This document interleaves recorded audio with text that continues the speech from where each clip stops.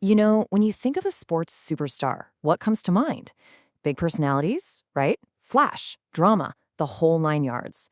But what if one of the greatest winners of all time was the complete opposite of that?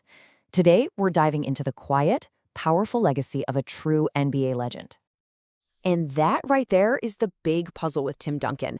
The guy was famously reserved, almost silent on the court, yet his career just screams success. So, how did the master of the simple bank shot build one of the most dominant legacies in all of sports? That's the question we're going to unpack. So, before we get into the how, you really have to grasp the sheer scale of his accomplishments. We're going to walk through some of the numbers, and believe me, they speak for themselves. All right, let's start with this number, 5. That's how many NBA championships Tim Duncan won with the San Antonio Spurs. Now, in the modern game, winning just one is an unbelievable feat. Winning 5, that puts you in some seriously rare company, like Mount Rushmore level. And then there's 15. That's how many times he was named an NBA All-Star. Think about that.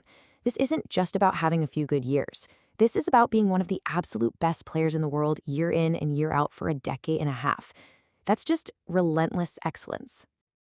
And he wasn't just some passenger on those championship teams. No, he was the engine. He was a 2-time regular season MVP, and maybe even more telling, a 3-time finals MVP.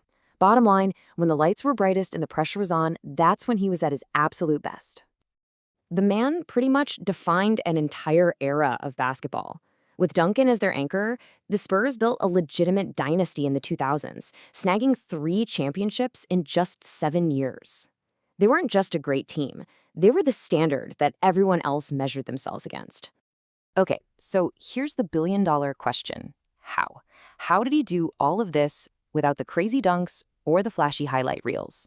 Well, the answer is right there in his nickname, and it's the key to his entire career. The big fundamental. I mean, has there ever been a more perfect nickname in sports? His superpower wasn't jumping out of the gym.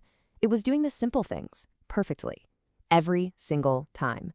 We're talking the bank shot, perfect footwork, flawless defensive positioning, all the so-called boring stuff that actually wins you championships.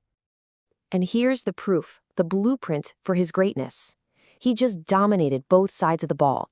10 times he was named to the All-NBA first team, meaning he was one of the best offensive players in the league, and, on the flip side, 9 times he made the All-Defensive team. The guy was just a complete two-way monster. Okay, so get this, and this is a bit of a wild backstory. Before he ever dominated on the basketball court, Tim Duncan was a nationally ranked, top-tier competitive swimmer in the U.S. Virgin Islands. It wasn't until a hurricane destroyed the only Olympic-sized pool on the island that he decided to fully commit to basketball. Crazy, right? But Duncan's legacy goes way beyond just the stats and the skills. It's also about where he did it and for how long. And this is something that feels almost alien in modern sports.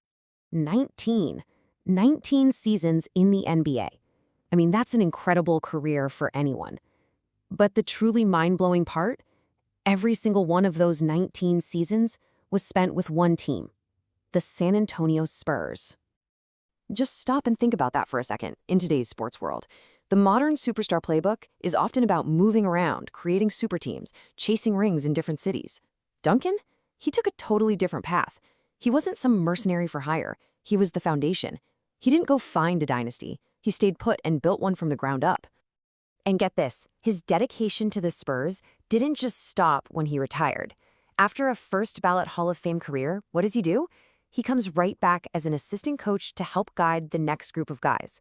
His service and his loyalty to that one organization were just absolute. There's this quote that I think just sums him up perfectly.